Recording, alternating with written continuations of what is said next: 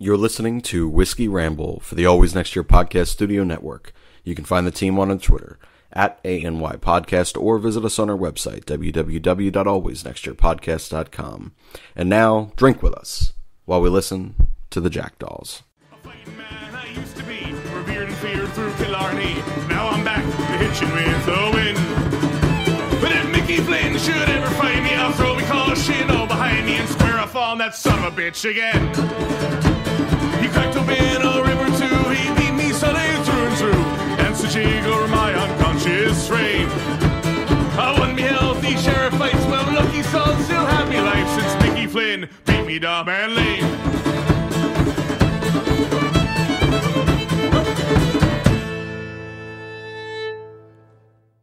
Hello everybody, welcome back to Whiskey Ramble.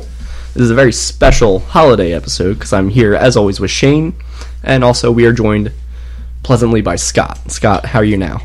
Pretty good. Glad to be back on the East Coast here with you guys. Yeah. Very excited to get on the Whiskey Ramble. We've been talking about getting on this one for a while, and I know all the listeners have been just anticipating this one. Oh yeah, just ever so much. It's gonna be like 2 hour just shit show of just hilariousness. Both just be sweating and slurring. Yeah, I have to drive home.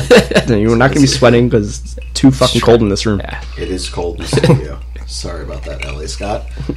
My apologies. Yeah, well, we'll live. That's the way to start it off. Scott was like, I'm not bitching about the cold. I live in the hot. Yeah. The hot heat. And here he is, bitching about the cold.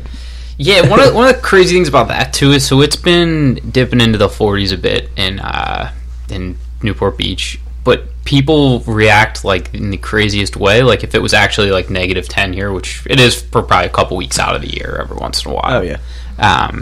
So I'll go home and everyone will be wearing winter coats and hats and boots and stuff and like not leave their house, and it sucks. It's ridiculous. And I'll just to make a point out of it, I'll go out in like shorts and a t-shirt and like just walk around, and people are like, "You're crazy, man. You're crazy." And it's like, no, this just isn't really cold. Like, yeah, and it's like here, like it's the summer. You know, it's like 90, 100 degrees, and we're dying, we're sweating, and then all of a sudden fall hits, and then it's like 55 degrees and it's just hell. Yeah, like, but you're already breaking out the winter coat, even though you don't want to.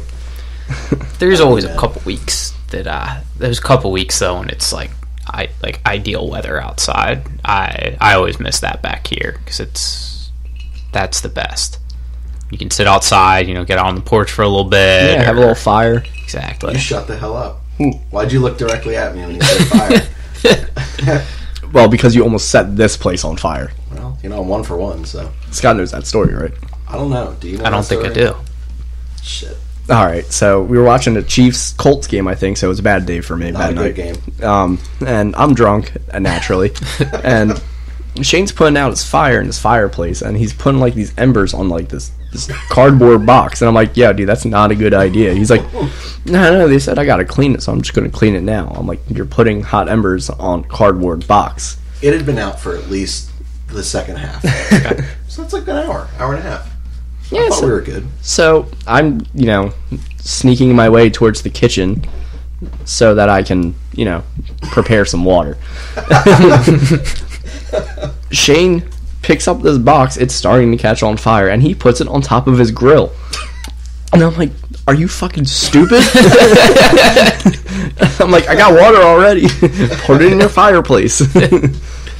Your fire pit, where the fuck it's called. And I'm like, I'm the drunk one. Yeah. Why do I have the most sound reasoning?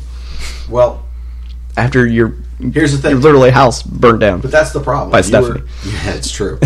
Steph is an arsonist.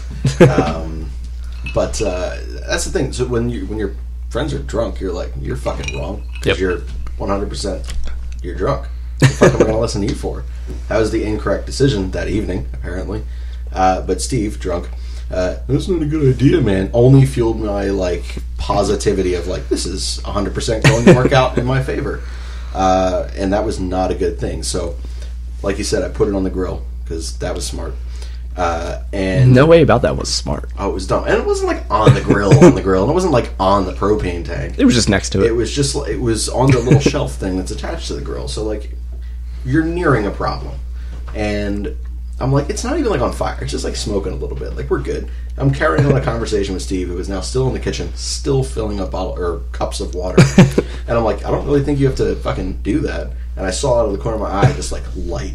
And I'm like, well, my backlight's been broken for 1.5 years. I haven't fixed it yet.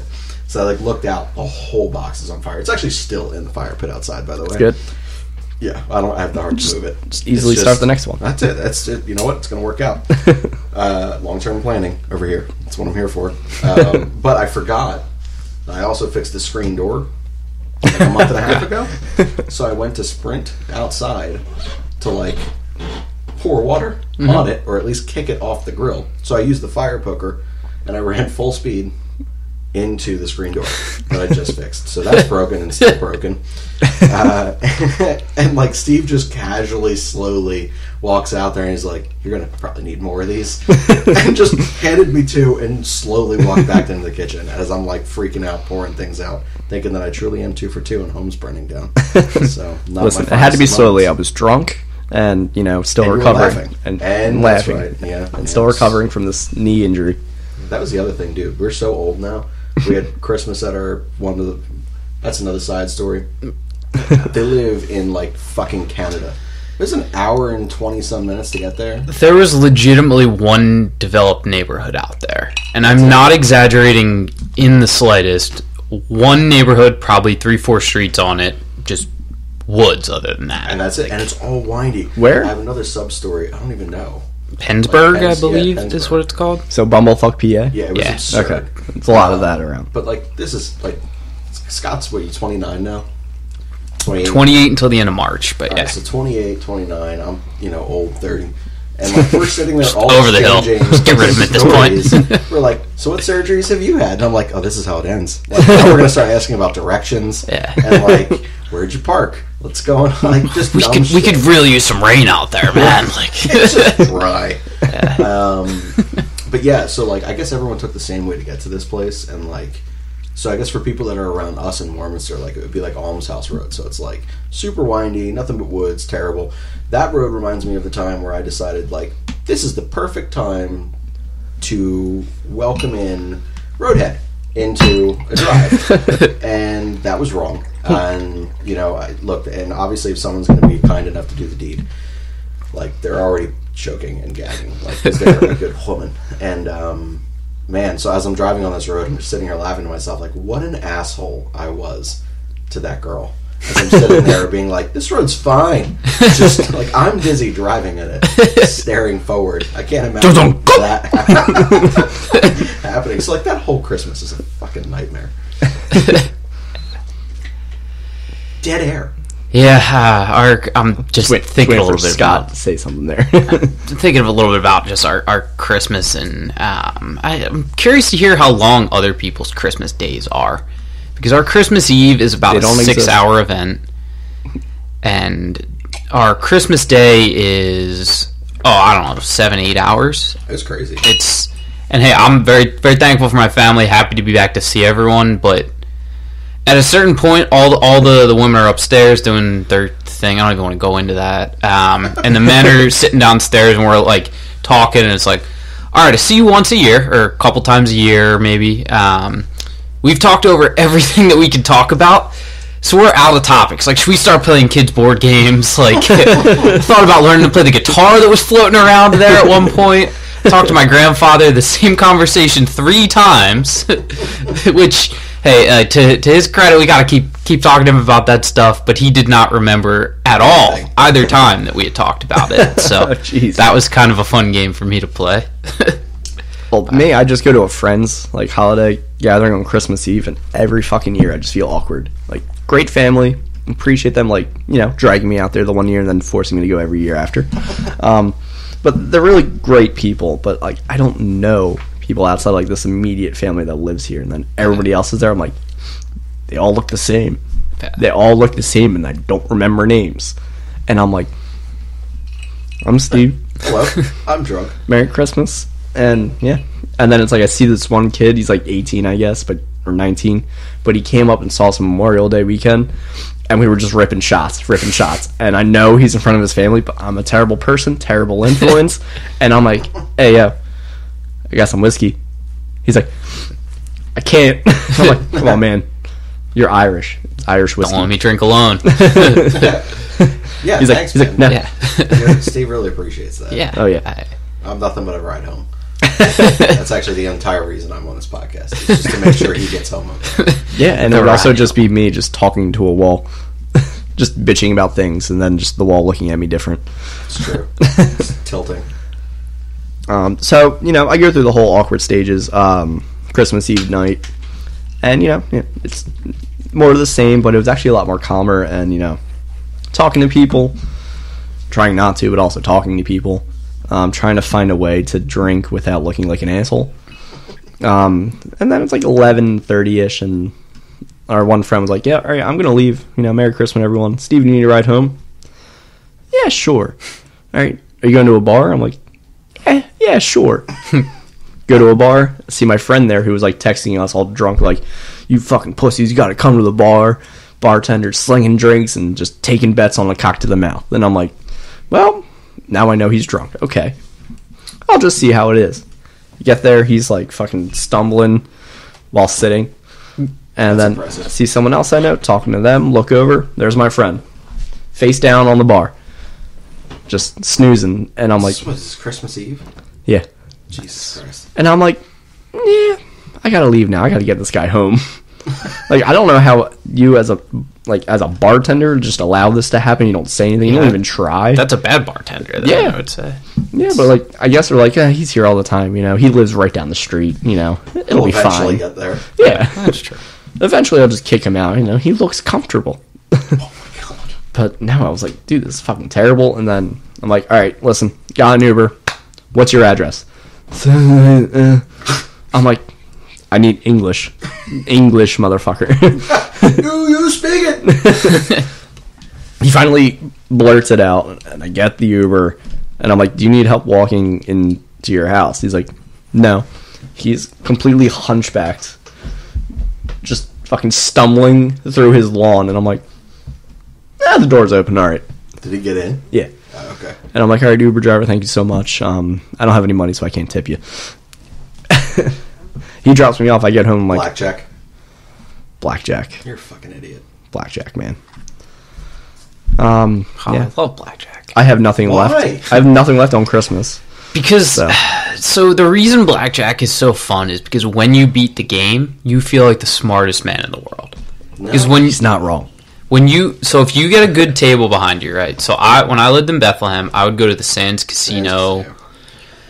I don't know, maybe like once a month or so, depending on money stuff. So I would get there, and nothing would excite me more. Like, occasionally I'd get a couple friends to go, but sometimes I'd go out to the bars, go over to the blackjack, play at the casino or whatever, and sit at a table, immediately befriend all of the townies there with me, decide if they have any kind of intelligence behind them. If they have none, I get up, go grab another drink or whatever, and see how drunk I am. Raiding the room. Yeah, you have to. Because if they have any kind of intelligence and you can talk them into it, or if I can just talk them into letting me control their hand, basically, I can just get the deck doing exactly what I want. So if you follow the rules in blackjack, you almost break even. You're not exactly even. I think it's like 48% or whatever. But only when you follow the rules. So nothing is more empowering than when you're there. It's you and a group of 4 strangers who didn't know each other 5 minutes ago, and you're talking and cheering, and someone gets like, I don't know, like 8s, and then they split it. Then they get another 8, and they split it again. And then they like get a 3 on one of those 8s, and then they double it. And everyone's like the edge of their seats, and then like the dealer busts. Like, I've never had better friends in my life than that exact kind of moment. And it doesn't matter if you're betting like $5 a hand or $50 a hand. Like, it is thrilling. Man, I had this one guy, I was at AC, and like, I didn't know really what I was doing, and he's like yelling at me, he's like, yeah, why the fuck did you do that? I'm like, I don't know, man, help me out. I'm playing against the fucking dealer. Like, Right. Help me out, help you out. I don't know what the fuck I'm doing. I've had way too many fucking rum and cokes. Yeah. One of the cool things too is if you talk to the dealers, they basically tell you what to do. Too. Yes. And when I'm hammered like that too, a lot of times I'm just like, I don't know, what would you do? And they'll be like, the book says you should stay here. It's like, okay, I'm going to stay here. And then if you stay and you win, they're like, great job. And then they just look at you until you give them $1 to tip them. Yeah, the last time I was at Parks, the guy was like, like trying to like guide me through blackjack, and I was basically barely breaking even, so I couldn't give him any money. Right. And he was like, "Yeah, just go home, play it on these apps and everything. Just don't bet money." I did not listen to that part, so I keep doing like fucking $1 hands on each of them, and like fucking algorithms. Sometimes I figure them out, sometimes I don't.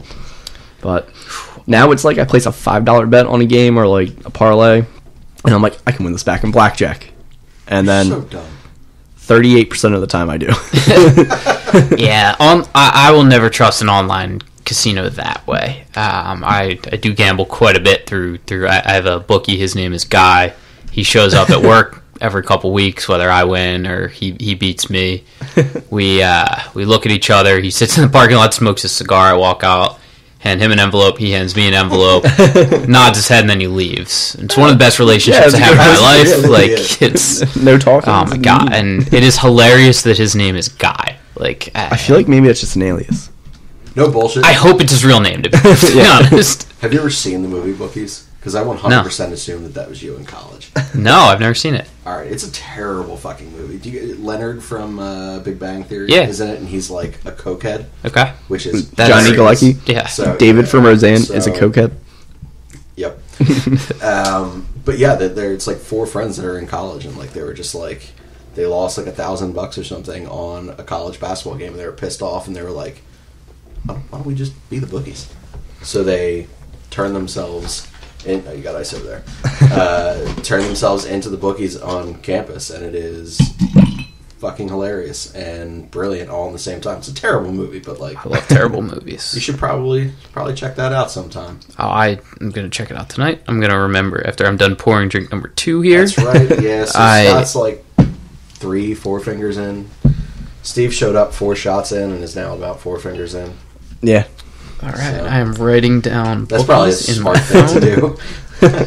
'Cause- I'd done that before, and I'm like, what the fuck am I talking about in this note?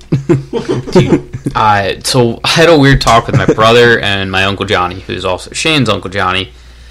We were talking about how we get our ideas out one time, and I was like, oh, I just go stream of consciousness notes in my phone. And they were like, what kind of stuff you got in there? And I was like, no one's allowed to see this. It makes me look like a madman. Right? And they were like, oh, if you ever die, that's the first thing we're checking. And I was like, I'm password protecting the notes in my phone now. Thank you guys for giving me advance warning.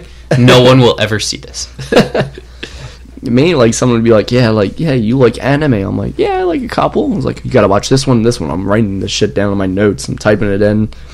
And the next day, because I was fucking hammered when I'm talking to them, I'm like, watch first. Like, what the fuck is this? I am not fucking watching this. Just deleted it. I'm like, wait a second. She was actually pretty attractive. I should probably listen to it. Who the fuck was her name? I don't know. And then it still gets deleted. Yeah, I'm not good at deleting things. I just keep it all around because I go, maybe one day I'll remember what this meant. It's like every now and then I look at my gallery on my phone, and it's literally just my bet slips. Yeah. And I'm like sending it to Shane, I'm sending it to my coworker, and it's like, what the fuck? All right, well, that was a loss, that was a loss, that was a loss, that was a loss. What? Yeah, I was so proud of you the other night when you finally broke. I finally won a bet. Streak. Yeah, I finally won a bet. 38%. I looked at you right there when you said that a moment ago. I said, fucking liar. 38% of the time you win sports bets. Get the hell out of here. No. Where I win. sports I bet is win different. back my sports Win betting. back. With blackjack. Like the $5 I lost, I won back about $3.50. All right. I respect that. Yeah, but no, I Monday night was a great night because I bet $5 live betting the Flyers and the Canadians. Okay. Canadians were 0-0 with the Jets. I'm like, yeah, they could win this game. Flyers are down 1-0. I was like, we are guaranteed to win this game. This is a lock. And then I took it, $5, win 20. I'm like, all right, sweet. Now I'm down to $35. $5 hand blackjack, won. And I was like, oh, sweet. This is like $25 winning. And I was like, this is sad that this is like the highlight of my 2 weeks here. Yeah. Probably a whole month. I keep doing dumb shit. Like last night, the Warriors were up like, what, 10-12 with like 4 minutes left. Yeah, I got slammed against on that Houston, and I was like, now's the time to bet. So I got plus 1,700 on just the money line for the Rockets to come back and win that. And I was like, this is fucking. I don't think that's a bad bet. It wasn't until Draymond Green hit 3 threes. Well, yeah, that was bad. James Harden was missing layups, and like Russell Westbrook was just existing. Like it was fucked. Like I think they shot like what from the moment I placed that bet. Houston, I think, went 1 for their last 15. before the scrubs came in. That was the worst the Houston Rockets have looked this year. They're so bad. Who are they playing? The Warriors, who are not very also good.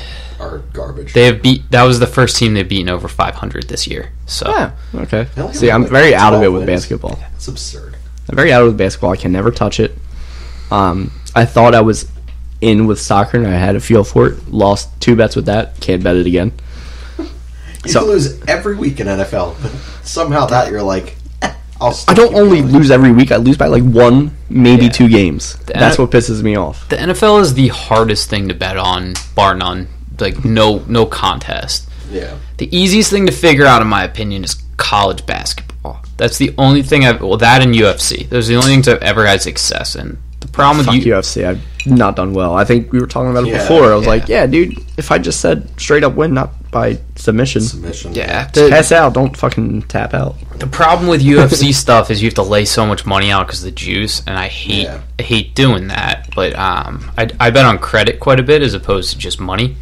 So it doesn't feel real at that point. It's like, John Jones is a minus 800 favorite. Yeah, of course I could just lay that out. And then when you look at the real bet, it's like, oh my god, I just bet $100, but that's $800 to win 100. Like, Yeah. why did I not understand that? Like, and that gives me an anxiety attack. Can't imagine why. Me, like, I see a bet at like plus 140. I'm like, it's not even worth it. Even though I could probably guaranteed win it. I'm just like, I can't do it. See, that's what I've been doing, and then like I sit there and I see those like live game betting where I'm like, it's the NBA. Like 10 points goes like that. It's like 30. I mean, if you're whatever, it's what 13 seconds. Yeah. It's absurd. So I sit there and I bet all of these basic locks on the NFL, and I don't parlay anything anymore because I'm same as you. One game fucks me in every single parlay that I play. And I'm like, I'm just going to just bide my time, and then somewhere in the middle of the week, I'm going to bet on an NBA or an NHL game, and that's where I'm going to hit big. And so far, I have been very unsuccessful. So, if you guys have any better plans, let me know. I don't. I know for Me, I'm damn a sure. parlay I was talking guy. to the fucking listeners. I feel like we could do a whole episode at some point on any one of the shows moving forward about gambling systems. However, like the brief look into my crazy chaotic gambling brain is I like to bet on things that benefit the team to do. So, for example, in college basketball, you actually get more points towards like your ranking or whatever if you beat someone by a lot. Same thing in college football, right? Mm-hmm. So if the spread is like 7 points or whatever, a team is incentivized to win by more than that because it actually looks good for the record. The committee looks at all that and it works out. In an NBA game, they don't give a shit. So if they win by 1 or they win by 100, they still won, and that's all that matters. So when the Houston Rockets are supposed to win by 11 points on Christmas Day, they don't really care that much about that. You know who forgot his own rule on Christmas Day? I'm pointing to myself. But How much did you lose on it? I think like $100 or something, but I want to back on another bet. So There you go. Yeah. See, I had 2 good bets, I thought, on Sunday. And that was Panthers plus 6.5 against the Colts, Browns plus 10 against the Ravens, and then the Dolphins straight up against the Bengals. Little did I know, Panthers suck worse than I thought. And the Browns just... Will Greer quarterback that night. I know, I didn't know that. Seriously? I didn't know that either. Yeah, I was like, Kyle Allen, he's decent. He's average at best. And then, no, he didn't play. So I try to cut my losses there. Hilariously, Will Greer's dad watching in the stadium alone during that, and like he was alone because no one really gave a shit about the football game. And, like the camera, every one of his 4 or 5 interceptions, they looked at his dad, and each one he just got more and more like red and pissed off, with his hands over his face, and eventually just got up and walked the fuck away. And I was like, it's a good dad. Like you got to find a different kid. Yeah, like that one ain't gonna be it.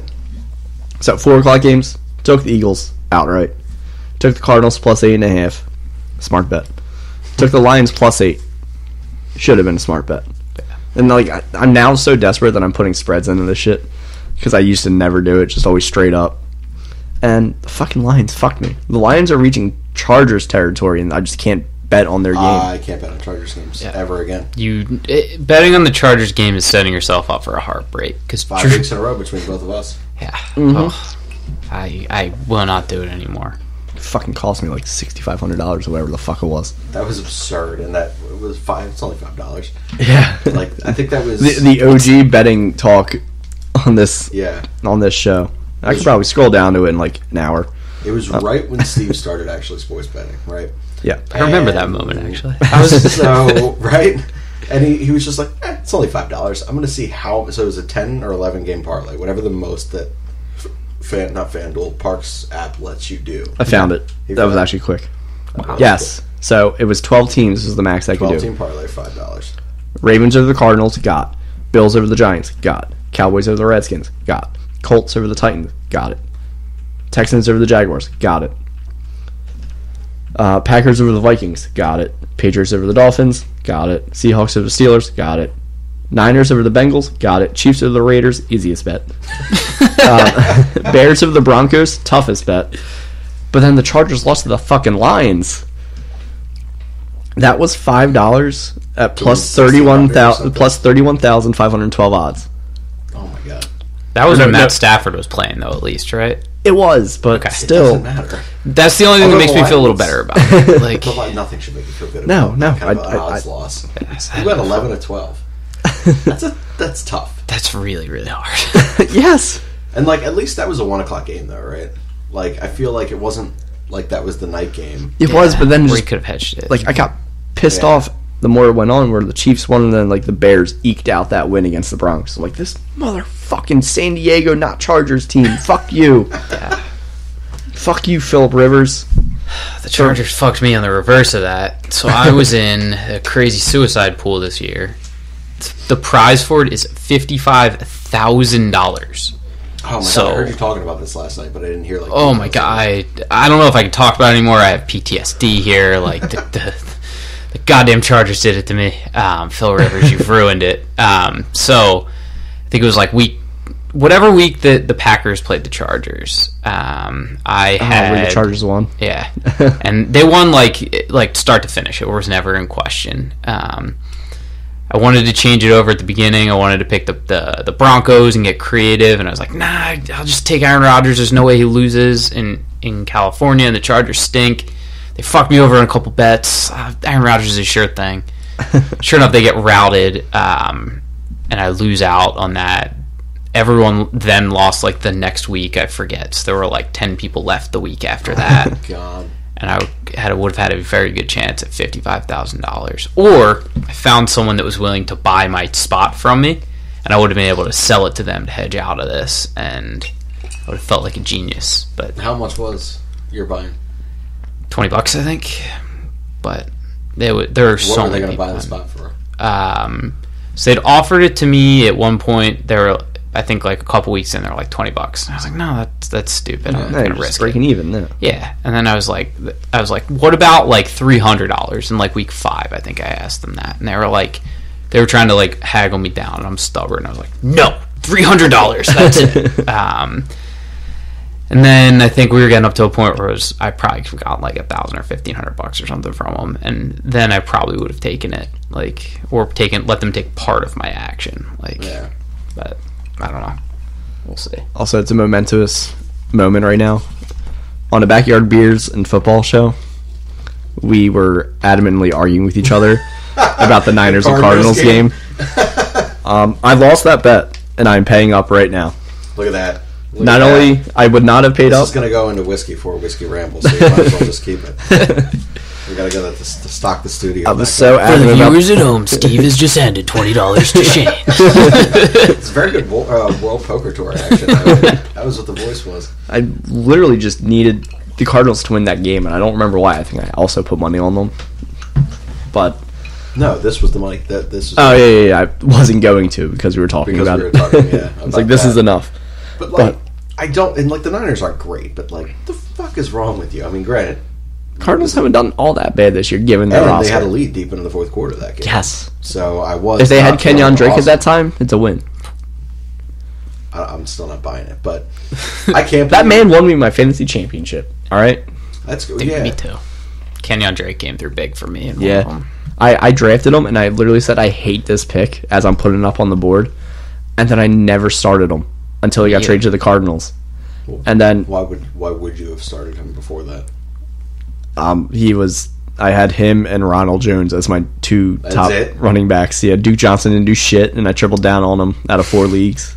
That sucks. I had to pick up Jamal Williams to back up on the Packers, who would just end up scoring a touchdown 5 straight games, so that helped me. There you go.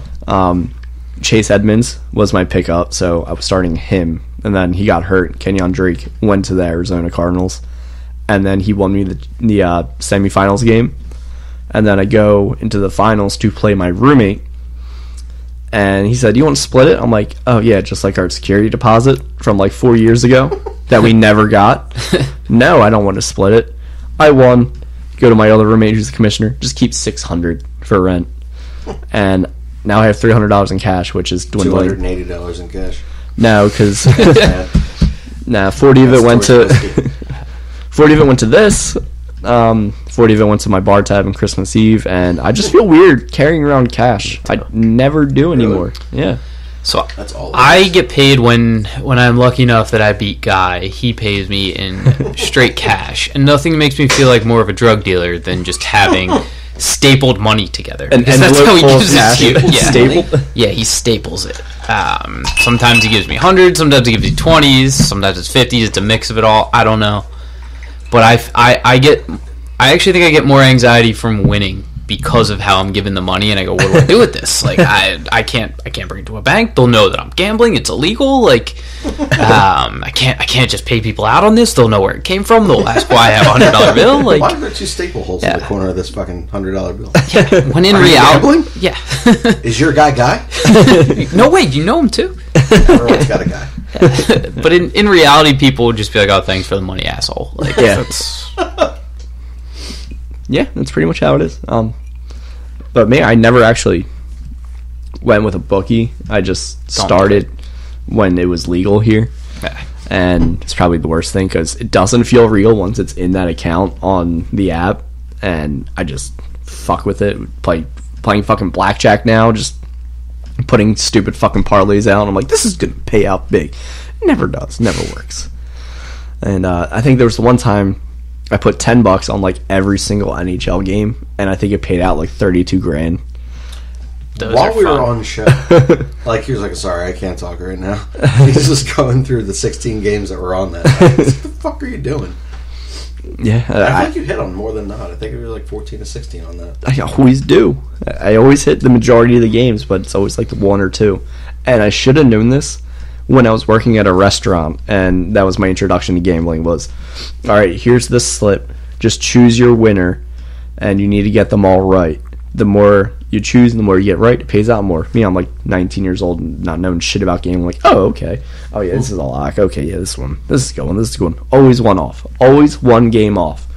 I'm talking to the bartender who was, like, handing them out. He's like, I've never seen someone so close every time and always lose. And I'm like... This is exactly why you're going to jump off a bridge. And I'm like, dude, I know. I should stop betting on the Chiefs. And he's like, yeah, you're right. Your fucking coach is Romeo Cornell. And I'm like, but we beat the Packers when they were undefeated. See, that's just the rule of the parlay. And What, to leave your favorite team out? No, the rule of the parlay is if it's a 3-game parlay, you will always hit the first team 100% of the time. About 75% of the time, you will hit the second team, and you will never hit the third team ever. It'll never happen. All right, well, it's week 17, so I'm not betting on any game that's not the Cowboys and the Eagles. Well, that's what we were texting earlier this week. I was like, I don't know what the fuck. I know, I didn't know what to do, so I really minimized my parlays. I'm like, this should hit, and that's why I went for spreads. And you know what? I'm just dumb. I don't know. I'm just fucking dumb. I think I'm smarter than I am, but that's just dumb to begin with. So I'm just dumb. I don't deserve to win money, apparently. Steve's going to end up living here in his house when he gets thrown out because he can't afford rent anymore. It's a pretty nice room, though. So Yeah. there are worse things you could live in. Yeah, studio / office / day bed for when company's here. And you got this delightful lady on the wall to keep you company. Olivia Munn. Get out of here. I swear to God, that's the most airbrushed Olivia Munn ever, but it's Olivia Munn. Cheers to you, Olivia Munn. Right? Danny Daniels up there. She was in Tron, right? And what? Nah, it's Olivia Wilde, but close. Olivia's Also very attractive. Olivia Wilde is cute. Also, you got Danny Daniels up there. Daniels is Who's this great. one? Also Danny Daniels. Oh, you got 2? Well, yeah. One wasn't enough. It isn't, honestly. Clearly. He's got the ass in that one and the titties in that one, so. Well, you know, I love her. Gotta get both sides. Yeah. Equal opportunity man, Shane. Thanks, man. Stephanie bought them for me, 100%. I think. You think? I can't remember. Her dad listens to this. He'll tell me. I can't remember. I bought it for you, Shane. Don't you remember the bonding moment we had? This is the girl for you. But it's weird because you see the 2 pictures of the porn stars, the half-naked Olivia Munn, and then right behind Shane is The Incredibles 2. Thick thighs, man. Yeah, Elastigirl can get it. Dude, do not sleep on Mrs. Incredible. Yeah. That's what I'm saying. I think it was great. We talked about that during... Yeah, you guys are both right. It was Incredibles 2's coming out, and it was like the meme was like me like 10 years old when The Incredibles 1 comes out. Damn, Elastigirl can get it. Me now. Damn, Elastigirl can get it. Yeah. Very, very true. Yeah. It's fucking weird thinking a cartoon's attractive. Jessica Rabbit. Yeah, It's a hard yes. It is weird, but like, I don't know. Just kind of follow my wiener, you know. Whatever it tells me is good, then I'm like, all right, it's fine. I'm a fucking weirdo who watches anime, and they have the most outrageous titties in those in those shows. So the Japanese love to just draw big ass titties. voluptuous chicks. So he had the ACL surgery, the ACL surgery. Yeah, ACL meniscus. Yeah, ACL meniscus, and I'm going over there to like help change the fucking bandage out and shit because he didn't want to look at his leg, which is understandable. I needed a veteran to help me through Shut the fuck up. So I'm like going over, and he's all cooped up on this couch, and I'm like looking at this tape. The fuck are you playing? I got my Jameson like there, and like the 7 things of food I ordered. Jameson, a bunch of food, and 2 open pill containers, just to make sure. Sounds like a day. I was right. And I'm like, what is going on here? And I'm sitting there looking at this giant TV screen in his living room, and he's just like, it's like an anime game. It's fucking weird, but it's actually like, pretty fun. I'm judging him. I kind of like anime stuff. And then I can't stop. Like, I'm like no longer helping a wounded knee. I'm just like kind of like looking. I'm like, well, she's a fucking babe. And I'm like, so is it weird if I stay? Like, I'm about to romance one of them. It was bizarre, but oddly satisfying. I was kind of for it, man. So let me borrow that game when you're done. That game had like the most anticlimactic thing. You could romance every single chick, and then at the end of it, like you choose one on like Valentine's Day, and the end of it, it's like every other chick is there, and they just beat you up. That's it. Like I feel like you would get tarred and feathered at that point. Like every single chick there is like, you fucking asshole. Or maybe vice versa. Spin Zone is. It's a huge orgy. What a game. That's a risk I'm willing to take most of the time. Like, I have never been in a situation where I had more than 2 women that were interested in me, so I wouldn't know. Steve's a handsome man, though. Dry spell. It's a year now. I can't. Yeah, no. So that's a recurring thing here. So for all of us, because we're all hang out with Steve regularly enough. We just talked about it last show. I still remember the last time that like he broke a streak, and like how like it was like that like fatherly moment. I was like tearing up, like he did it, man. You're back. You walk into your house with a used rubber, just like, look what I did. Nope, didn't use a condom. My man. But yeah, that's where we're all pulling for you, man. I just remember telling Don and I went outside for a cigarette, and I'm like, Don, it finally happened. Just so casually. He's like, what? I'm like, streak's broken. It was like a 3, almost 4 year long streak. I was just gonna say. And it's just typical for me. Like, I get out of a relationship, go on this long streak. Eventually, I do somehow meet a girl, and then streak's broken, continue seeing each other for a bit, and then just long ass streak. And it's just terrible. And yeah, it's the worst streaks to have. No good, man. No good. Not good. And yeah, so I told Don, and then he literally like gets done. He's running through the hallway, telling everyone. I'm like, God damn it. Yeah. So it always ends up being awkward, but I can't help but be like, I don't have sex. And then when I finally do, I'm like, I finally had sex. Yeah, you gotta tell I finally everyone. did the thing. I did the thing. When you do finally break a streak, though, because I've been a part of a fairly longer, probably like 6 or 7 months straight before like. Oh yeah, fairly longer. you just have a grin on your face Right. that you just cannot get rid of, and if people notice that if you're not normally the happiest of people, which I'm not always all the time, Right. so they'll be like, "Hey, hardly ever. what are you so excited about?" And I can't lie and be like, "Oh, I won a bunch of money off Guy," because I get nervous and anxious about that. So I just have to tell him like, "Well, I had sex or something." Like, I had sex or something. Yeah, I don't know. Found this new way to jerk off. It was with a vagina. Oh, that might be the most masochistic way to think about sex. Like, I didn't fuck you. I used you to jerk me off. Well, sometimes that's how it goes. Yeah. Oh. Been there. There's always one fucked up point in these shows. I know, every single time. And like, there's always a point in one of these shows where like I feel like we kind of look at like, is this something we got to delete? And we're like, fucking no. That's probably where I got to boost the volume just so people know what we're talking about. Yeah. I hope. Like, this is what sucks. Like, our shows have gotten progressively better as the weather's got colder, and like, it would be so much more entertaining to me to like, if this were summer, people were driving with their windows down, the convertible tops down, and this is fucking blasting. Yeah. And that was just said. Got a better way to jerk off with a vagina. Like, the fuck? Like, if I pulled up next to that, what the fuck are you listening to? Can you text it to me? Yeah, like, I've tried a fleshlight. It's not the same. Well, it's called a vagina. It's called a woman. Woman. And she's just doing all the work.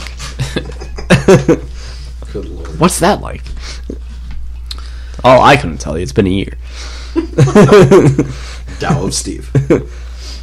Well, I do have something I do very much want to talk about today, and Steve had presented it to us before, or it might have been Shane. I don't remember who it was. We were talking about toilet paper and how important 2-ply toilet paper is. Oh, your 10-ply, bud. 10-ply. That's all I could think of when you guys were messaging this. That's all I could think of. And me, I'm like, I don't give a shit about toilet paper. If it's 1-ply, I'm just fucking stacking that shit on. Nope. Can't. It's not fun. Oh, so as I've been able to have my own jobs and get my own income or whatever, or live on my own, the number one thing I will never give up is cushion toilet paper. Right? You gotta protect your butthole. In more ways than one. Exactly. But that's the number one way to do it. I actually, last year I had a roommate who was fairly cheap, and he was like, "Oh, I'll buy the toilet paper, don't worry about it." Me. And I was like, "You sure? I will gladly get this. I will pay for it. I don't care. It's one luxury I will always give myself." He goes, "Nah, don't worry about it. It's fine." Goes to the store, buys the Scott branded toilet paper, which you would think I would like. It's my own name. Don't. It's terrible. It's like 1-ply. It rips your asshole up. It's transparent. Yeah, it's You horrible. can see through it. I don't want to have to touch my own butthole. I shit like 50 times a day. Like, Well, we all fit in here. yeah, like, Right. oh my god, it's the worst. I got into an argument with him, and I was like, I'm going to go buy more toilet paper. You throw that devil paper out the goddamn door. You know, just start a fire with it outside. You're such an But not by Shane's house. No, Which one? For 2. Yeah. Shut the hell up. Oh, wait, one's already burnt. But no, like, I don't know about my branch where I work at. Worst toilet paper ever, but I end up having to take a shit like 4 times a day, depending on what I ate the day before. And you drink a lot. And I drink a lot, and it's like the worst. And now, like, I don't know what I've done to change my system, but now it's like, it's only one time at like 3 p.m. If at all. Nice. And it's like, I really got to shit. No. Just sitting there. No, I can't do it. Nope, not doing it. I'm just going to hold it. Cover's like, dude, just go take a shit. I'm like, no, I'm just going to hold it. We get home. 20 minutes later, all right, that was good. But yeah, I hardly buy things for the house I live in, which is, I'm cheap, fucking bastard. But like, they always end up getting it, and I'm like, okay, I got whiskey, and I got food, eat my food, and then like the toilet paper is always good. But like, if I feel like you're just gonna like tell us that like there are times you just use your shirt from yesterday. You're like, oh, That was one just throw time. it in a washer. that was one time, all right, we were completely out, and the towel was right there, so I used that. Did you throw the towel out? No, I just used my underwear. No, it just didn't happen. Have you ever had to do the shit shower? The shit shower? Wait, were you shit in the shower? No, you shit and then you take a shower afterwards because you don't have any toilet paper. Yes, I have.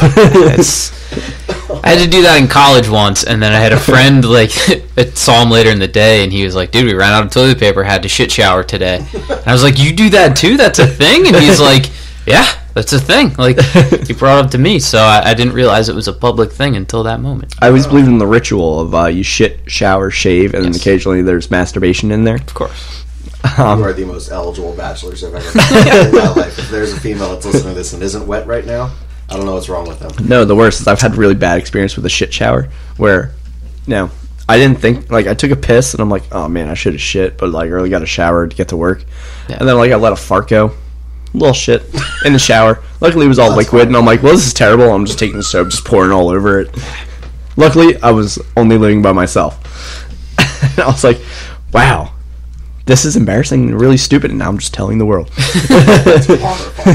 Nothing ruins your day more than having to shit after the shower, though. Oh yeah, yeah, it's bad. I think it's Tosh that had a bit about it, and it was like, if you have to shit after you take a shower, your day's over. You're going immediately back to bed, and you start over tomorrow and try again. Then, like me, that's where I'm like, oh, thank God, my coworker's picking me up, because like I can hold it, and I know like we are both competent at our jobs. I'm gonna be like, yeah, well, I really got to shit, and it just hit me after I showered. So once we get in there, I'm running to the bathroom.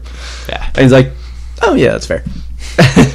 So me and Josh we would grab breakfast at Perkins, which if you guys didn't know, is like the world's like best natural diuretic ever.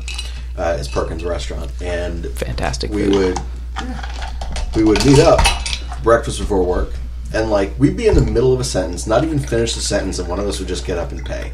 And I'd be like, what the fuck is going on? And I'd see him like running to his car laughing and giggling like a child he's got to drive.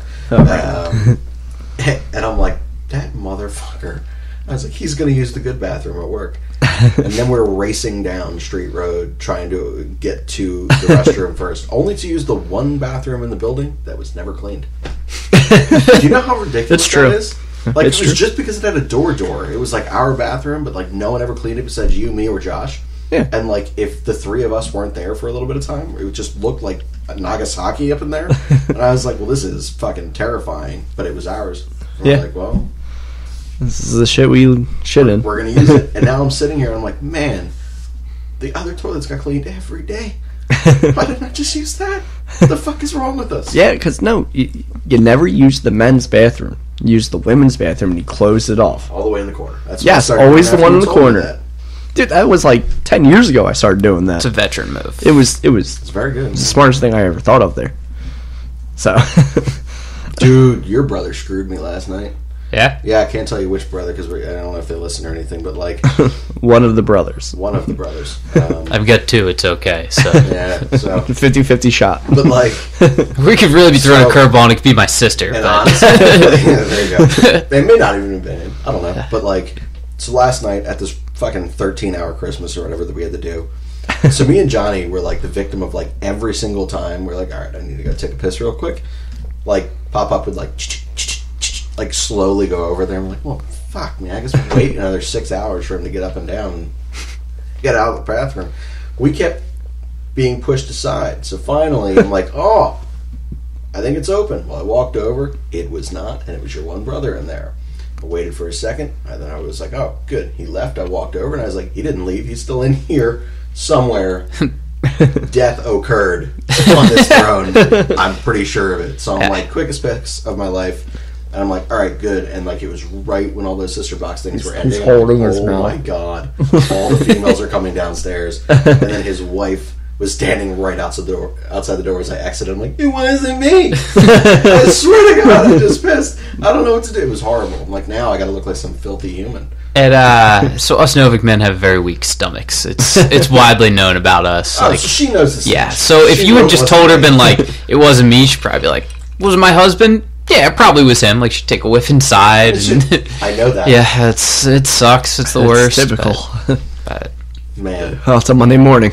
Yeah. Yeah, it smells like Mondays. But yeah, wow. Lost Bets and Pooping. What a quality show thus far. Did you ever read Survivor? Yes. So You read Survivor? I love it, but Yes. do not talk about the ending yet. So hold on. This is something I've been very angry about all day. Survivor? Okay. No. Keep the show. Well, it involves Survivor, but yeah. So Survivor was my beach reading of choice, and I stopped going to the beach, I don't know, a couple months ago, and I forgot about it, and I left it in my bag. And when I was packing up to go home, I was like, oh my god, I have like 75 pages of this book left. It is phenomenal. I can't believe I forgot about this and didn't finish it. I was pumped about nothing more than getting on the plane, reading it, but I took a red eye, so I had to sleep the whole way. I was like, alright, I'll get up and, I'll read it while I'm waiting. Got distracted, read like, I don't know, 30, 40 more pages, still had like 20 left. So I've been trying to find 20 minutes to myself to finish reading this book since I came home, so that I could come in and be like, Shane, here you go, here's your book back. I'm absolved of my guilt, and by the way, this was an awesome book, like, thanks for sharing it with me. But I have not been able to find that 20 minutes today. So, tomorrow, Shane, when I see you, when we have our cousins outing, I will be returning this book to you. We will make Stephanie carry it in her purse for the rest of the night. Thanks, man. Actually, I'm just going to leave it on the table so I have a conversational topic. Yeah, there you go. That's it. I need to give it to Patrick anyway, so you might just give it to him. Yeah. I don't know that it's going to be his cup of tea, but I'm going to give it to him anyway. Yeah, I want to hear what he has to say about it. I mean, Shane recommended this book to me, and then, like, the first, chapter, it's him just telling people to kill themselves. Which is Steve's, he wakes up wanting. He's just like, well, today's the day. No, I literally wake up, I'm like, God fucking damn it, another day. Still here. Yeah. I should just kill myself. This is literally what I say at least 3 times a day. At least. And it's fucked up, but just how I am. Yeah. And then, I'm reading this book, I'm like, why the fuck did you recommend this to me? This is great. I just like you're identified with him. Yeah. That's all. Just full on tender Branson over here. Like, That's the hair, it. I feel like it matches right now. Yeah. You kept Biebering yourself downstairs. I was like, the fuck is this guy doing? Well, he's got phenomenal hair. He needs everyone to know that he has phenomenal hair. When it's actually, agreeing, but yeah. Every time I get a cut, because I get 1, maybe 2 haircuts a year. Every time I get a cut, it's like, you have really great hair. I'm like, doesn't look it. It doesn't look it right now. You go 1-2 haircuts a year? That's wild. Yeah. Right. Okay. Well, Yeah, I don't live in full California, right so, if I live in California, I would not have long hair. Oh, see, no, I like having longer hair. It's just if I have to go to work stuff or whatever, I feel like this is gonna sound really gay, but I feel more confident when I have a nice haircut or whatever.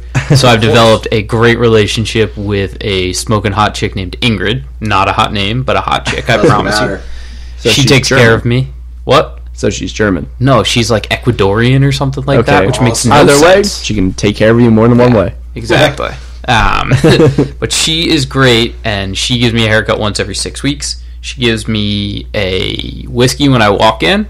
Usually takes a shot with me, tries to push me to drink more the whole time, and I go, Ingrid, I have to drive home after this. And she goes, no, just keep drinking. It's fine. Don't worry about it.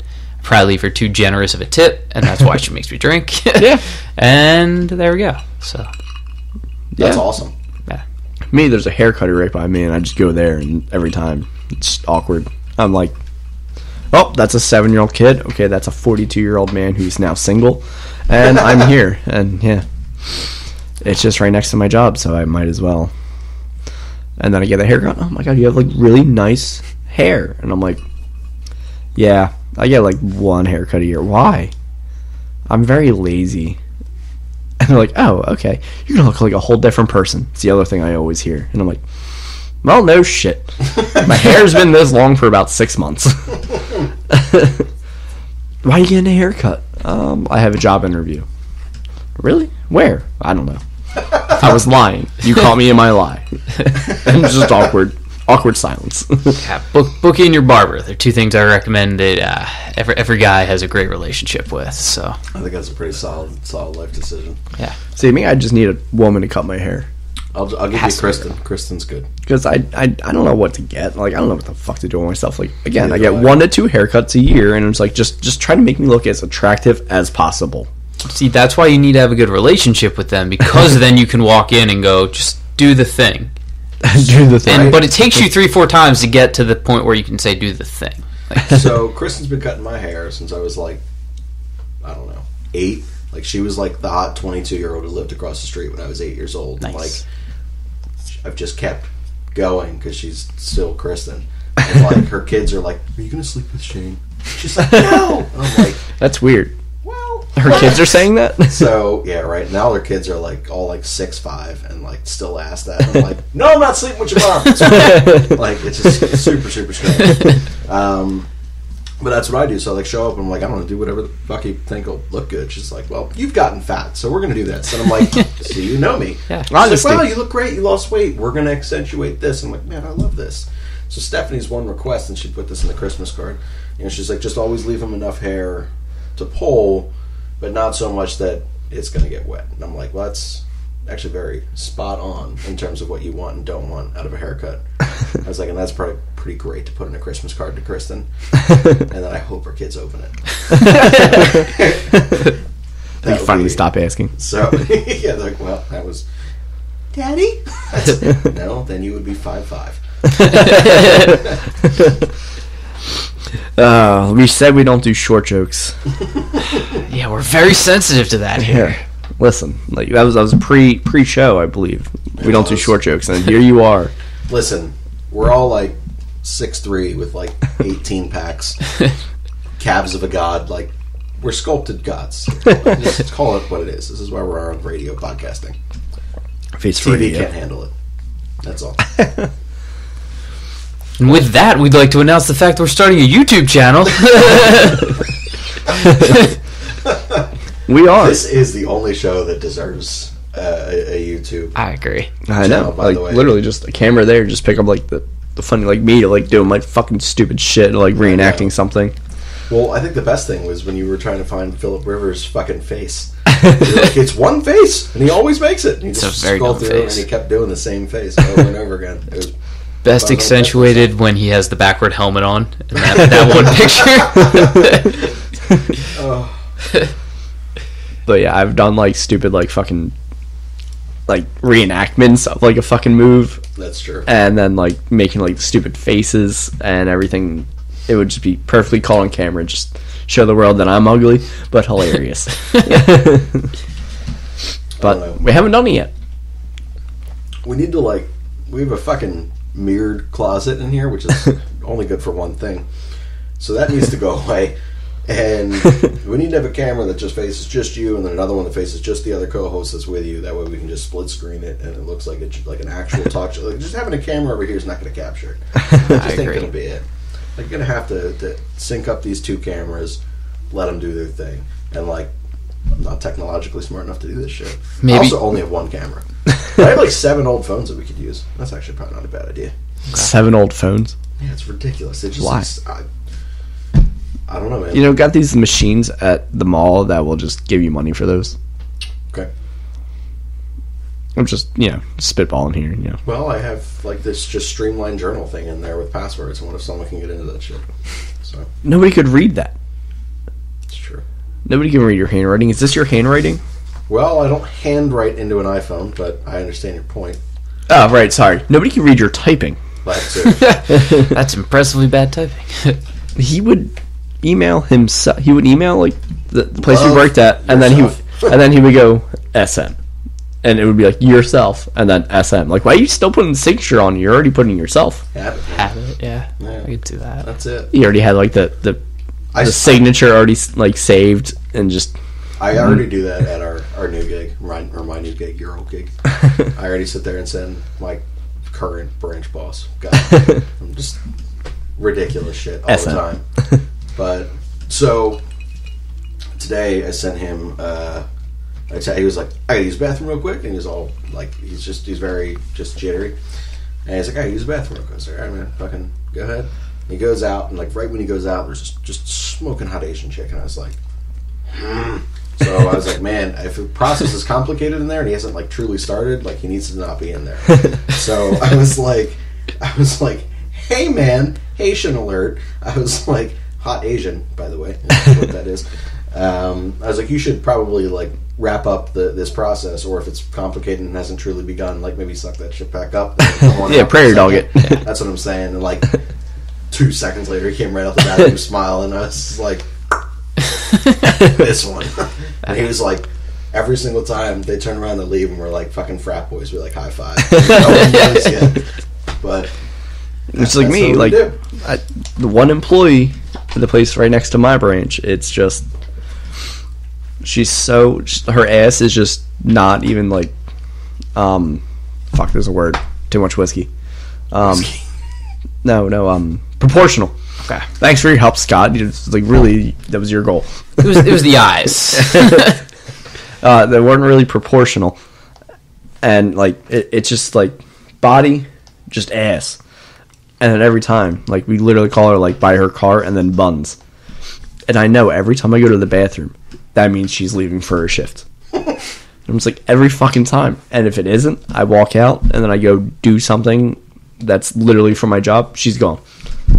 So it's always like me just constantly looking out the windows like, oh, there it is. Just imagine you just sitting on the couch, like just waiting, like pretending with a newspaper for like 3.5 hours. Like, well, this ship's got to be ending soon. Like, I'm totally non-stalkerish way, obviously. Also, we've gotten several of like my guy friends, like their girlfriend or wife will like hear this shit in the background or whatever they're doing work around the house when they're listening, and like they're filthy. Like, why do they talk this way? And I would just like to tell all of them that you people are worse. Like the females at my work right now are 3,000% worse than us. There's like every single day they have like a rating system of guy that comes in, and I'm like, Jesus, I'm just like, she's a beautiful woman. I'd like to do terrible things. That's all. But you're just like breaking down every single thing, and like we know incomes, we know this, we know that, like this profession, this, like it all attributes to the level, and we're like, they exist. Like that's good for us. Like who's the worst person right now? You're sitting here diagnosing everything. So just for the women out here, like just you're pieces of shit. We had interns, and the intern would recognize every fucking attractive woman's car that went into Starbucks, and then an attractive customer comes in, he helps her, and like as she's like coming, he's like, oh wow, she's so hot. She leaves after he does her transaction. He's like, nah, I couldn't now. I'm like, why? She's broke. The fuck's wrong with you? You are a 21-year-old man. Like, right? Fuck that. You're broke too. Yeah. So, like, what's your work setup, Scott? Like, can you see like to the outside world? And like, I imagine it's California, so everyone's hotter than the next person. So do you guys get like excited about like normal-looking people? Because it'd be like, wow, I fit in somewhere. The problem now is, so I used to have this dope window on the outside of my office, but I since have gotten moved out of there, and I used to sit in there with two smoking hot Asian chicks who worked for me. And they were great for you. Yeah, it was. That's why you got in more ways than one. Yeah, embarrassment at its finest. And so I work in basically it's just a male dominated company, but like we have a couple of just like random hot chicks, two of them that happen to work for me. So props to me, or not. Maybe I'm in a bad spot. I don't know. But I didn't start thinking about it really until one of our former employees, who's a like director of engineering, came in and went, "Man, you're so lucky." And I was like, why am I so lucky, Dave? What did I do to be lucky? And he went, you sitting here with those two. I mean, I can't imagine what I'd want more. And I was like, well, number one, you're not allowed back in my room anymore. Number two, like, yeah, they are pretty hot, and then I dapped them up. Did he ever come back into your room? Yeah, all the time, constantly. And he'd come in and wink at me and be like, Scott, remember that thing? And then you just like look. And, don't worry, Shane and I at our old job was literally like, we got a 10. That was still so funny that one night. You, Don and I? Yeah.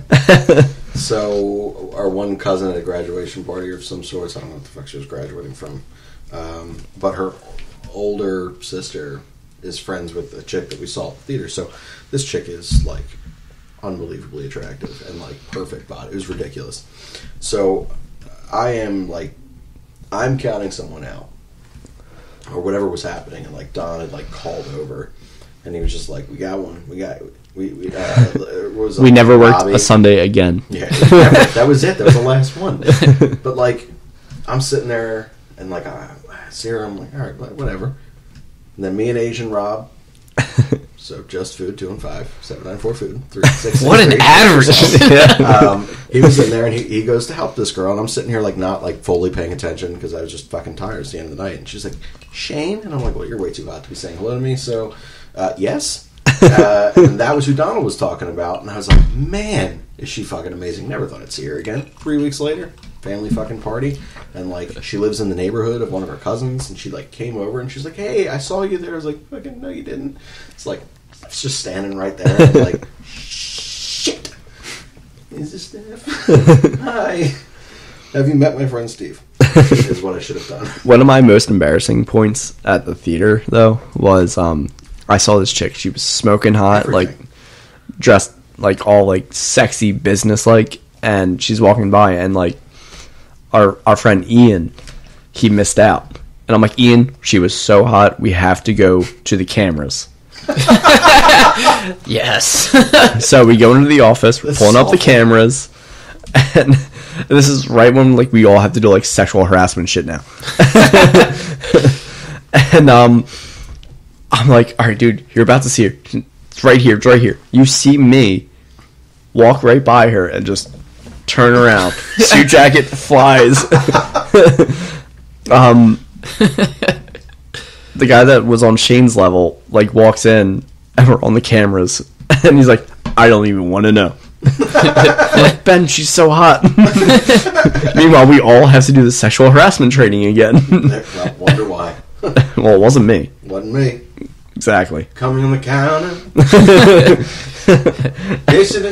And he's like, yeah, you're right, but what the fuck are you doing? I'm like, what do you think I'm doing?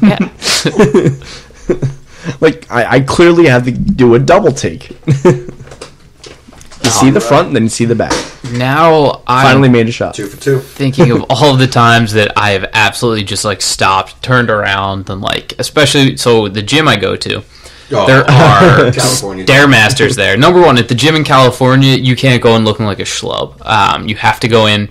You almost have to have like makeup done, even if you're a guy, and you have to have like matching gym clothes. It's horrible. I show up in my clothes from high school still. People are confused, but yeah, dude, I haven't grown in a very long time. No, even though I'm 6'5" and jacked now. I can still fit in like my soccer shirt, and it's like my gut has protruded out like a whole like 9-month trimester. And I can still fit in that shirt for some reason. But so the gym I walk in, there is a stack of treadmills, and then there is a stack of Stairmasters, and hot chicks love the Stairmaster. So I'll normally working out the glutes. Yeah, and I'll walk in, and I've realized now, I've been going there for probably about a year. I've seen the same couple chicks just almost every single time I go. So there's definitely just a montage of videos of me walking in, being like, I'm so slick, I'm looking at my phone right now, casually glancing over, like going to the gym, spinning around again, like looking and being like, and then going into the locker room and changing. So I hope that the people that work there are not just making fun of me, but they're understanding. They're understanding. I hope that they're also going to the cameras being like, damn, that is a great ass. Homeboy's right. Yeah. Yeah, they're understanding. Yeah. Me, I believe that I'm like 95% usually not caught when That's I'm probably a fair number. Checking out.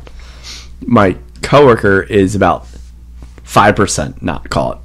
He's always caught. Like, we've had customers like... And wait, which one? No. Just making sure. No. Wait. The not... Wow. What a moron. He tries, I guess. I don't know. But it's like...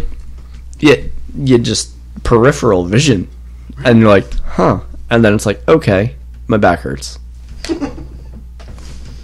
That's it. Never caught. That's it. Yeah, that neck. Wow. Yeah. But 100% I think that chick that works at the place next to me, I think she knows that I'm always staring. I've literally been helping a customer, seen her walk out, eyes just glance off, still typing, and then he's saying something, like customer saying something, and you're like, I'm sorry, I was really distracted. What did you just say? He looks over, I understand. That was one of the best moments that I've had with a customer. It's like the code of guy ethics, right? I think we all get it. Because it doesn't matter if you're married, single, anything in between. I don't know what else fits in there, but 2019 and almost 2020, so there's some other weird things that fit in there. For sure. But we all get it. If you see a hot chick, you stare a little bit, not to be caught, just to admire them. And then you look at your buddy and go like, hey. Check it out. Right. Nothing needs to be said because we get it. That's it. That's the high five between me and my boss. I think it was like one of the first few times I was working with Ian when we were both when I was promoted. And he was like, Steve, where are you? I'm like, fucking doing something. I'm like, I'm doing this over here. Well, you need to come over here. I'm like, all right, where'd you say again? Get there. Oh, you missed it. I'm like, what the fuck did I miss? I'm not. Morazzo was brilliant at this. He would just be like, chain location. And I'm like, if he said it quickly, I'm like, I'm on the way. And I always knew where he was because he was in 2 places. That's it. Projection in the office? No, just in count or service, like that one little area, or at the toilet. And I know for damn sure he's not calling me to the toilet. You never know. Actually, it could be if you needed to. A toilet. Always looking out for that guy. But no, I would. So I'd come limping out to the lobby. I can't say sprinting because let's face it, I'm down to one knee. And I'm like, and we would do the same thing. He would just nod in a general direction. I'd be like, fuck, yeah, it's a hard yes, absolutely. It's at least an 8.5. And then she'd spin and I'd be like, maybe an 8, but it's a good 8, not a full 8.5. Saw the other side, and he's like, I think that's fair, and that's how we broke it down. Then we just went back to whatever we were doing, like it was nothing. Yeah. Well, have you ever been? Had you ever been closing down upstairs? Yes, and then seeing a man at the very top row, right underneath the fucking booth, just commenting on Pornhub? That is the greatest thing I've ever heard. But I have a sub story about this because that happened. He was commenting. Yes, Don was about to do it. And he's like, "Yo, Don. Steve, come here." So I'm running. I could still run this time. That's good. With no ACL. So I run Straight over. Lines. Yes. So I run over. I'm like, "What?" He's like, pointing down. I'm like, "This motherfucker's going through the comments on Pornhub and adding his own shit." I'm like, who takes the time? Did you happen to catch what he was saying? Because I always wonder that. Was he being like, "Dem titties was great," or was he like, "The cinematography was not up to standard on this one"? I couldn't follow the storyline. Very confusing. I couldn't figure it out, but I was like, "Yo, this motherfucker's going 10 out of 10. We'll fap again." Oh. But you had to subside. Story. Yeah. So it's today at work. So I don't use social media. I'm not on Twitter anymore either. I'm there, but I have a thing, but I hardly ever use it. And every once in a while, I'm like, I should probably fucking check. And I have 15 comments on this app and 15 on this app. Listen, I don't post much on Twitter when I should to get no, we all should. But then I'm constantly on it because that's my main news source. It's Twitter. Well, that's my problem. So first I went on to Instagram because I saw that I was like, man, I forgot this fucking exists. Porn bots adding them. It's not porn bots. No, I follow models of sorts and Danny Daniels and stuff. And she just put out a calendar, and I guess my newsfeed just adapts to me. And they understand that if I check once every 6 months and I only look at these 3 people, they're like, this is what would mean most to him when he finally opens it up. So here I am at work, and I'm like, I open this up, and I'm like, shit. And you can't scroll fast enough because the more you scroll, the dirtier it gets. And I'm like, let's close up Instagram real quick. Fuck. So I was like, all right. Same thing. I was like, all right, let's see what's going on in the sports world. Let's see what people are saying after the massacre the Sixers laid down on the Bucks last night. Let's see what happened. Let's see what people are talking about. Open it up. Can't do that ever. I must follow someone, or someone follows me, who likes the filthiest shit I have ever seen in my life. And I'm like, wow, that's a very gaped butthole. That is crazy. And it's the process. I'm trying to scroll away from it. I'm like, dude, there's 48 videos in a row. Me, I just one. Once I see something that's inappropriate, once I see something's inappropriate, just exit out. I'm like, I'll try again later. I tried to keep going. I was like, oh, you can't. You just exit out and try again later. And then I stopped. I was like, that's it. I'm done. I went and I plugged in my phone at the other desk, and I'm like, I'm out. I'm not built for 2019. My phone's inappropriate. It knows me. I'm done. This is just not a good thing right now. Yeah, that does suck. Yeah, But yeah, like I said, you just How close did you out. leave 20 pages left of that book? Sorry. It just came back to me. Survivor. I know it was not by choice. Dude, I finished that book in one sitting at work. It was a very slow time with my branch, but I finished that in one sitting at work. Like a full 8-hour shift, I finished it in like 4. It's that readable. So I woke up today and I heard my mom leave the house, and I was like, all right, nice. I'm going to be able to get this done. Then I had to shit because, one of the 50 times a day. So I was like, all right, Sure. still also a good time to get this done. Yeah. My mom... Thanks for returning a doo-doo book. Well, yeah, I mean, of course. Wait, you'd think I definitely read that? Yeah. I'm a Yeah, I shitter. think we all did. We've all shared this and all shit together. This is a bonding moment for all of the boys of the Whiskey Ramble. We all understand we Yeah. shit a lot, and we like to read this book, so naturally it was going to happen at the same time. Yeah, of course. False alarm, my mom came back in. I walked out of the bathroom. No, not in the bathroom. Back into the house, and I walked downstairs because I'm a great son, and I had to say hi to her in the morning. Of course. Oh. But I couldn't be like, hey, what's up? Like, good morning, Mom, but shut the fuck up for 20 minutes. Because she wanted to talk about something. And I was like, yeah, sure. No, I'll oblige, whatever. And then my brother came a little bit after that, and I thought he was going to be a little bit later than that. And I was like, ah, shit. And I tried to, when him and his wife and my mom were all sitting talking, I tried to read, and they kept trying to tag me into the conversation, and I couldn't get through it. And I'm very upset. I'm pretty sure the second to last chapter is my favorite chapter in that book, so Okay.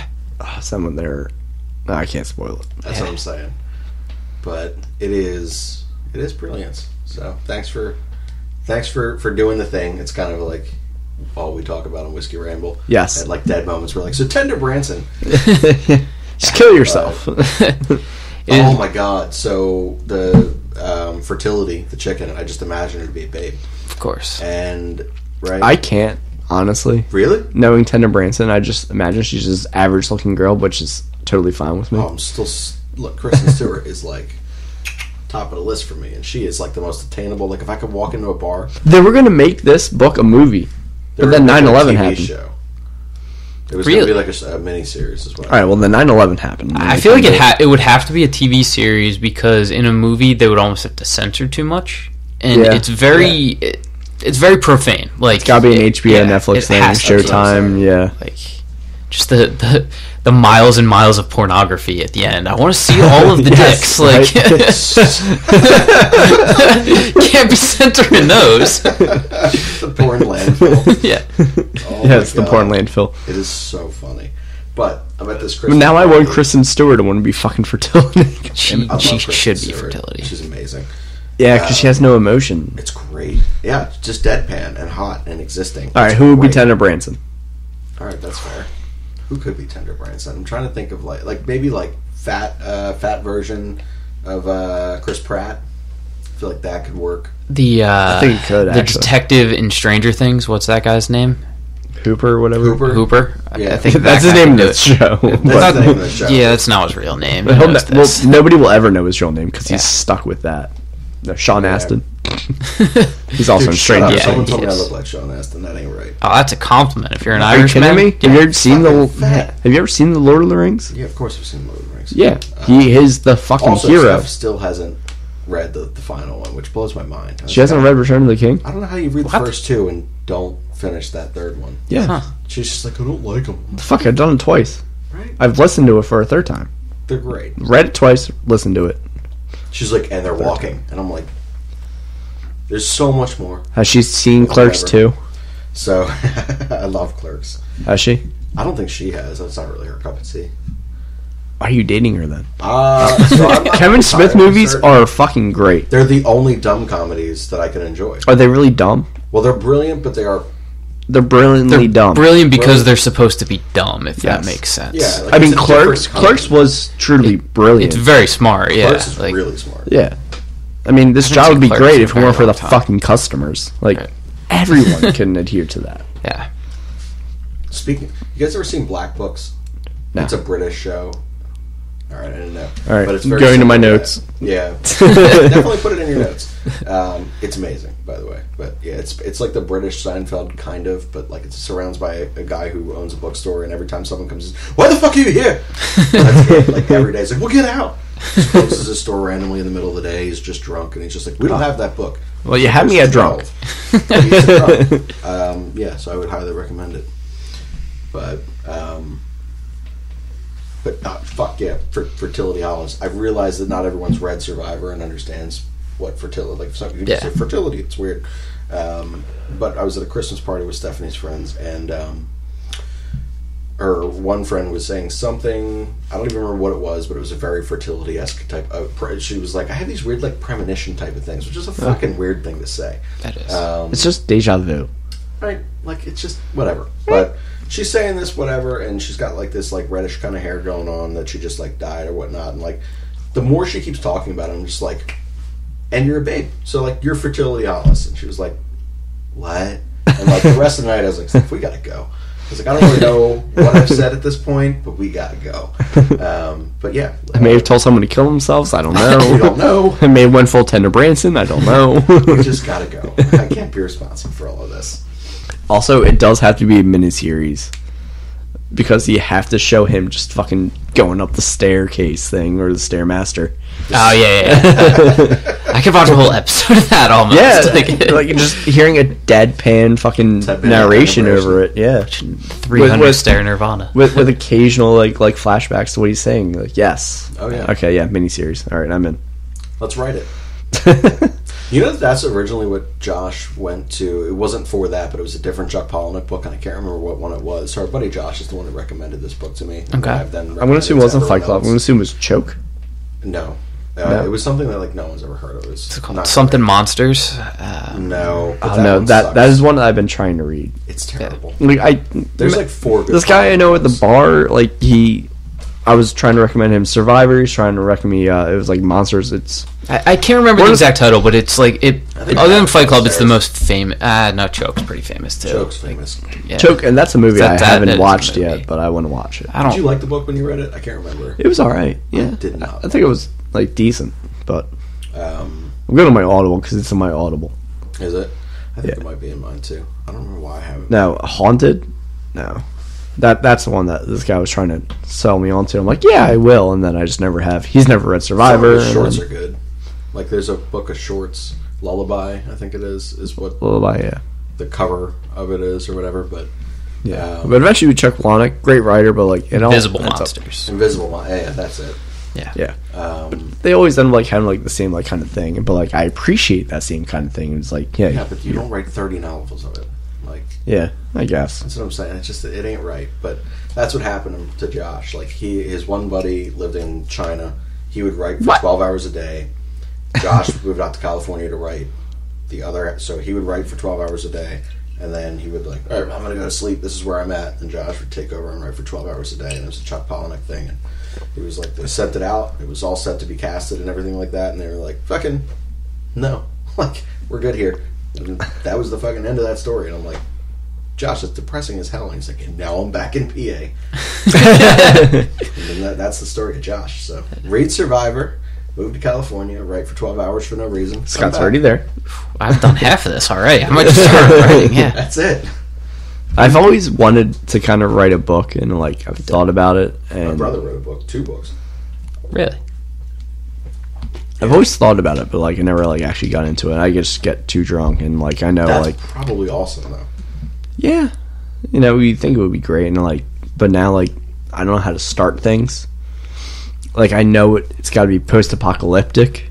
There's got to be aliens, and then that's it. There's a start. That's all I know. So what I do a lot of time, I get my best my best writing done when I'm drunk, but I never remember writing most of it. So well, this is why you save it, and this is why you are password protected. Exactly. You just gotta not password protect it from yourself. Sober. Exactly. Right. So what I'll do a lot of times is I will just go stream of consciousness, and I will just click away when I am just hammered. I'll look up at the clock and be like, oh shit, I've been writing for 3 hours. And then the next day I'll go back and try and rearrange all the ideas and see what's going on. Because I'd very much like to write a book one day, but I'm too scared to let writing out into the world at this point. So I got to get like just articles on articles and essays and essays going before I'm like, yeah, get the basis whatever. down, you know. Get one of these out. But does everyone want to write a book? I've wanted to write a book since I've known you. Nice. Write a book, Steve. That's it. Quit your job. No. You can move in here. You can just sit up here and write. I literally pulled up Microsoft Word at work. I love Californication. So fucking good. Hank Moody is the Hank Moody is that's who I aspire to be in existence. It's like a mix between that and George Clooney, Ocean's 11. I want that level of suave, whatever. Yeah, do you need more ice? Yeah, so much water went in there. I'm like, this is basically just gonna be water. Thank you, sir. I need water. I'm good. This is weird. I'm just offering water on the podcast through microphones. But yeah, I've always wanted to write a book, and then I've gone to the computer, thought about it, I'm like, fuck. Well, just get drunk and then just start typing, and then just what he does the next Here's day. the thing. Before I was like, fuck, and I was like, oh, I'll just get high. I get high, and I'm like, there's pizza in the fridge. Yeah, I can't do it when I'm high. It kills all my creativity, which is counterintuitive to what all writers tell you. Right? Yeah. Maybe I should. Maybe if there's another chance I get of doing the cocaine. Jesus Christ. Oh, there's an idea. All right. Brain blast. If I ever get a chance to do the booger sugar, Do you know who Jack Kerouac is?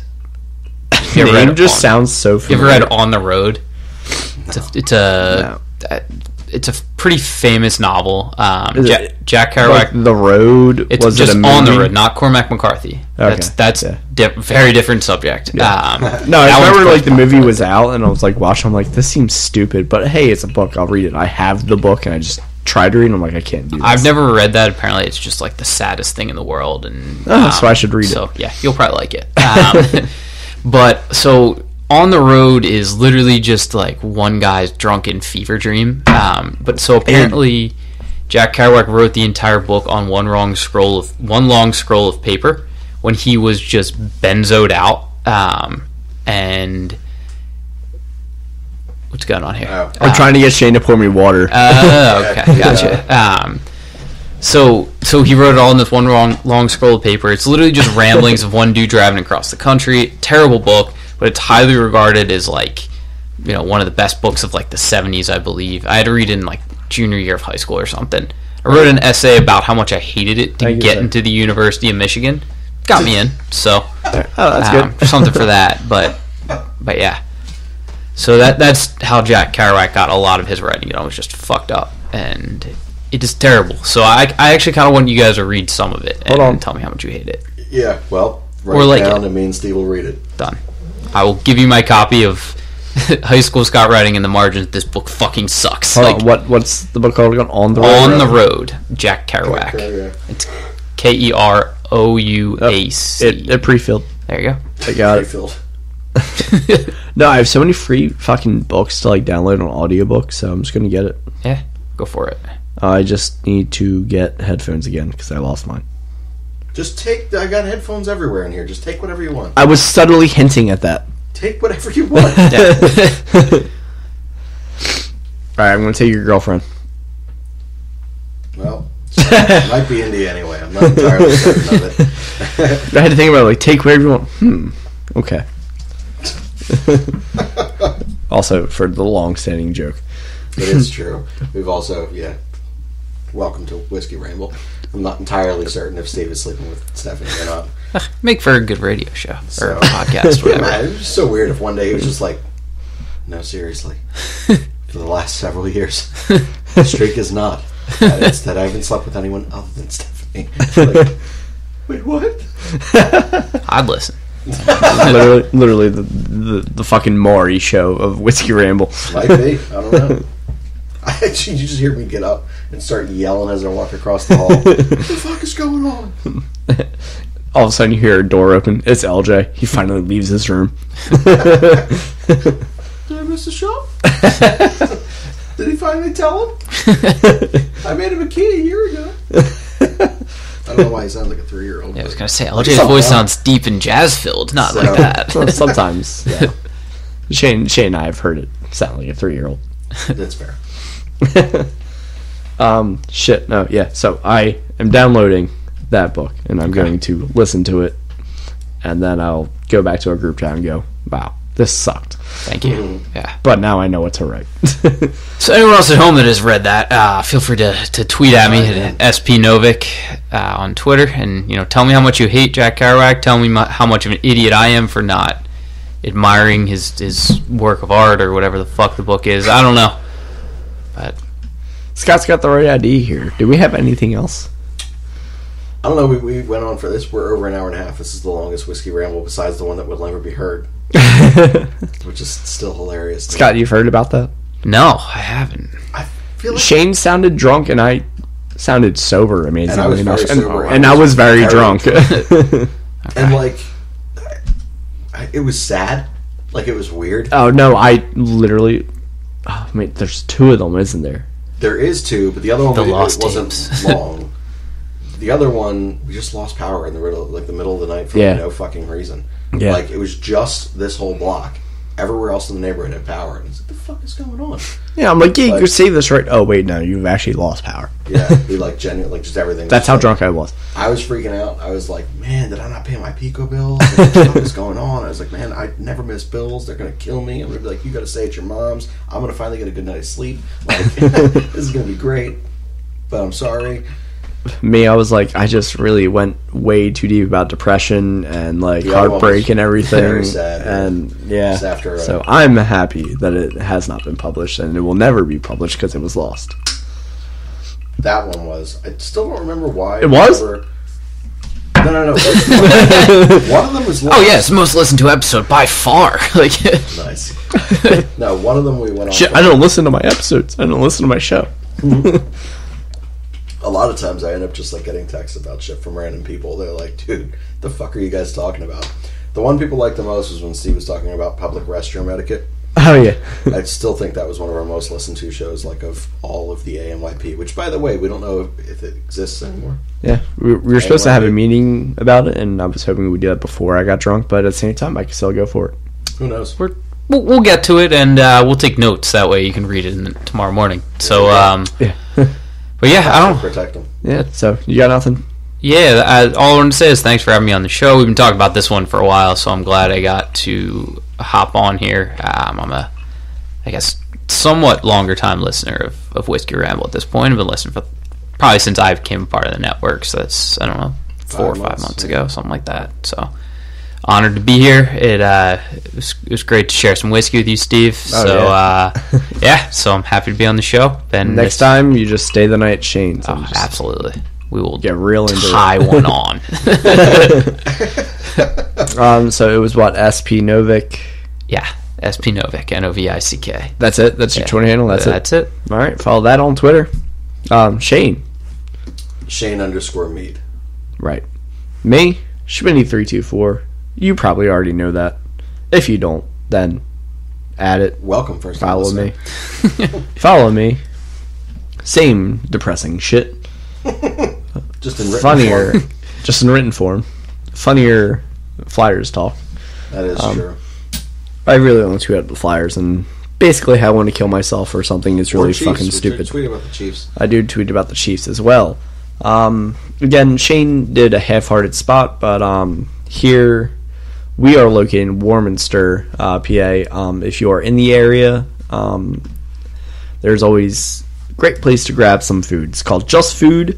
It's in the Delaware Valley Farm Market. That's correct. That's 1 for 1. And also Peddler's Village. Just past Peddler's Village. 1.5 for 2. Okay. Nice. You can always reach them at 215-794-FOOD, 215-794-3663.